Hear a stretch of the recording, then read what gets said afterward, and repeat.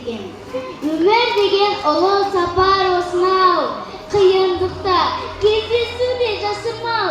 Өмір деген мынау жүрмей досым-ау, жұмыс жасау, жанұяны асырау. Өмір деген міне солай жан бағу, әр қызыққа тамсану да таң қалу. Өмір деген өкініш пен қуаныш, өмір деген алдау және алдану. Өмір деген өз-өзіңді басқара алмай, кейде шалқып мастану. Өмір деген баю, тою, шірен, өмір деген тиым санау ашқылу. Өмір деген жалындыру, жалыну, өмір деген сырқаттану, салу. Өмір деген күнә жасап артынан тәубаға кеп заңдылыққа бағыну.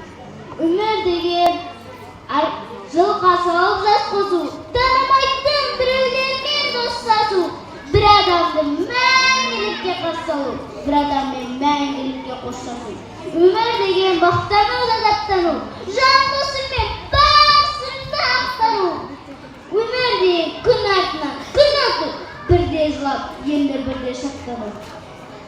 Өмір деген азу, тозу, семіру, жастық өтіп, қарттықта да жеңілу. Өмір деген сағыныштан ұмыту, өмір деген ғашық болып жүру.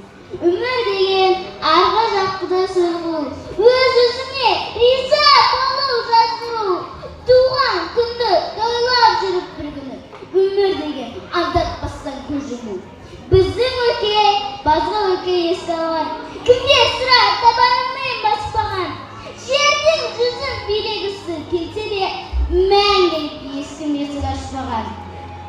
Міне мен қозған ойым мынау, тек шіріліп жайлырдау. Қойшы досым, атамыз ғой бастысы, жоқ болғанда қайтер еді дейді мынау. Назарларыңызға рахмет.